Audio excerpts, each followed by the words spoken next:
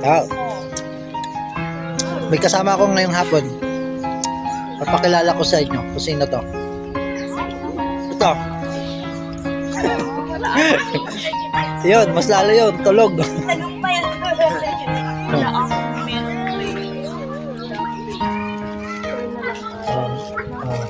Tanggalin mo, bigay mo lang kay Tano.